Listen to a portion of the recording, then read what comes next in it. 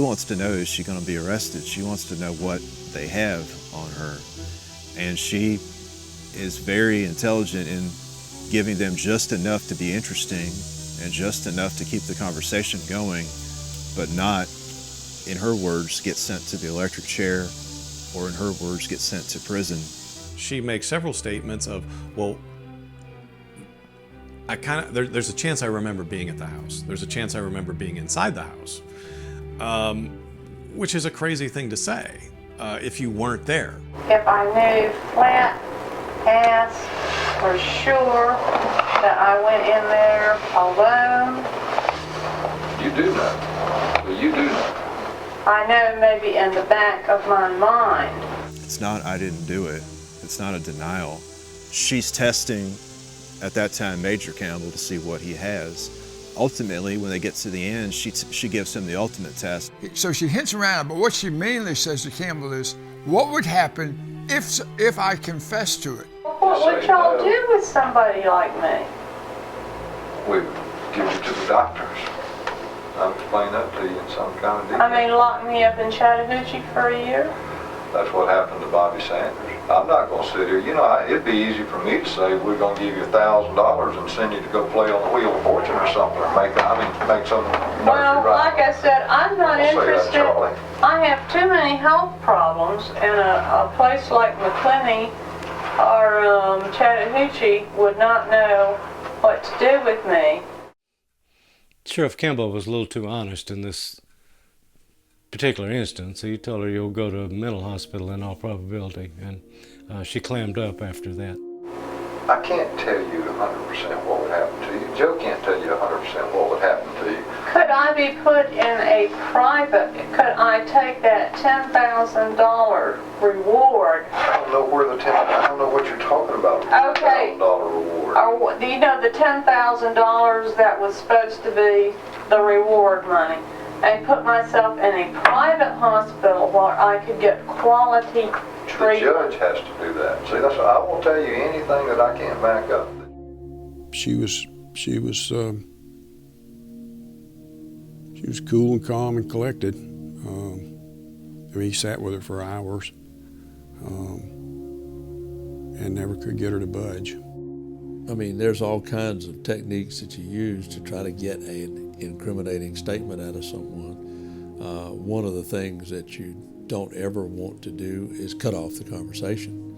And so in that sense, that was probably a very smart move on his part. It's easy to armchair quarterback somebody that does this kind of work. In the middle of it, it's often not easy to see what the right question and right approach may be. I don't fault him for any of that, but it's just there are so many things going on here, and you've got obviously a highly intelligent person being interviewed and also attempting to interview the interviewers. Yeah, I mean, to you and me as lay people, as people interested in solving this case and getting justice for the Sims family, looks like a confession. Legally, it's not. And that's hard, because this is tantalizingly close, right? To finally, 21 years later, we're gonna get police action. We're gonna get legal action on this case. And it doesn't happen. Well, I just want to tell you, I was never in the Sims house, with the exception of one time after Bertie Nichols bought the house, and she invited me and my mother over to supper. We did that one time, and I looked at that house and I said, there is no way anybody on earth knows what this house looks like unless they've been inside of it. There's no way, Mary Charles. You could take pictures of this thing all day long and she wouldn't know it. Charlie's the one that draws me a floor plan of the house. That's about as close as I could have drawn it. Charlie's never been in the house. And Charlie tells me things like what color carpets are and things like that, which no living human being knew. She has never been convicted or arrested or formerly accused of this crime. That's the American system. She is at this point innocent.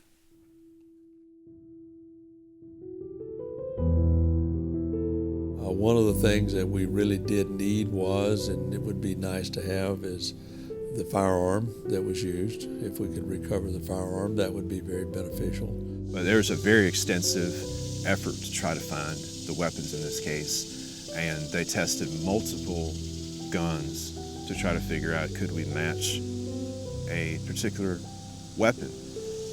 Ultimately, that may still be something that helps in this case, but so far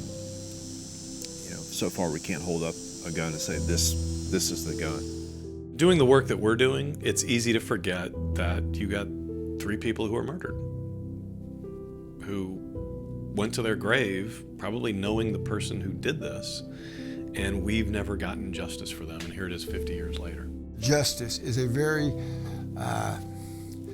overwrought concept. You can't bring back people who are dead. That pain will never go away. Justice is often just punishing someone, and I don't know that and yes, people who do wrong should be punished, but it doesn't make what happened any better. The murder itself was the worst crime that ever happened in Tallahassee, and I think it's just such a tragedy that we couldn't, as a law enforcement community, as a community, as a town, we couldn't just pull out all the stops and put everything into solving this case over the last year, 5 years, 10 years, 15 years, when that should have been a focus. For many years, I thought about it every night. In the last 30 years, probably, less and less so. Well, you eventually just have to let go. And you know, you can't be afraid all of your life. You can't be looking at who's behind you all your life. You just have to be you have to be a little more careful. Actually, I drove coming back from Natchez, Mississippi one year, a few years ago. We drove through Meridian, and I stopped and got gas. I thought, well, you know, I would stop by and see. I didn't take them to Meridian. I'll just stop by and visit. It was raining, it was cold, so I didn't, and I wish I had, but maybe one day I'll go by.